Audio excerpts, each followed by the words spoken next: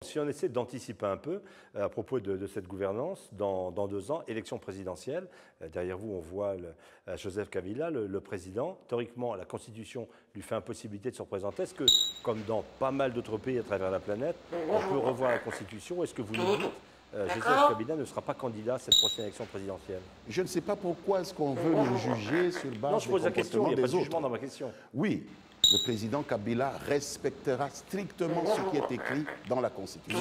Il n'y a pas plus de 2 mandats consécutifs, il n'y aura pas plus de 2 mandats consécutifs. Et je vais vous répéter ce que le président nous a dit. En 2016, il y aura dans ce pays un passage de flambeau civilisé entre un président qui sort et un président qui entre. Pourquoi est-ce qu'il ne nous nous moquons bien quand nous voyons des amis d'opposition s'agiter autour du fait que le président doit prendre son micro et dire « je ne vais pas me représenter ». Pour quelle raison il dirait cela? Puisque la Constitution dit qu'il ne doit pas se représenter. Pourquoi est-ce que le président doit prêter serment? On veut que le président prête serment tous les jours. Il a déjà dit, lorsqu'il est entré en fonction, qu'il va respecter la Constitution. On vous entend bien, mais dans pas mal de pays, des présidents ont dit ça, puis au dernier moment, ils ont changé la Constitution. Je ne peux pas fonctionner par rapport à d'autres pays. Nous sommes la République démocratique du Congo. Le président Joseph Kabila est Joseph Kabila. Et il ne ça n'a rien à voir avec d'autres personnes. D'accord? D'accord?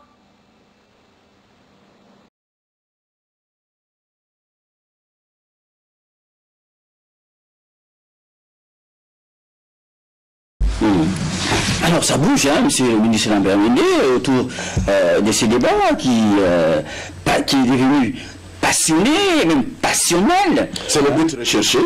On veut empêcher Kabila de gérer son mandat.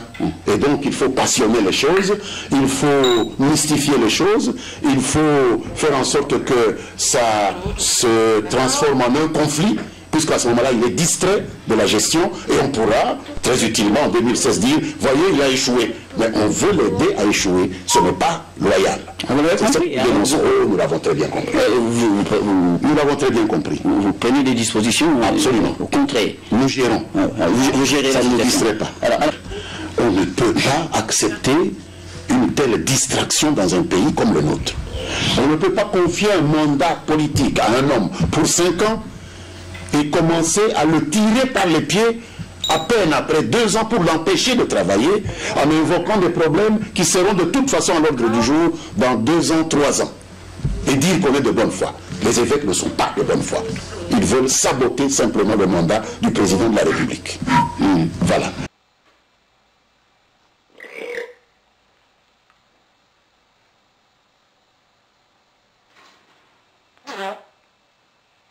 Coucou.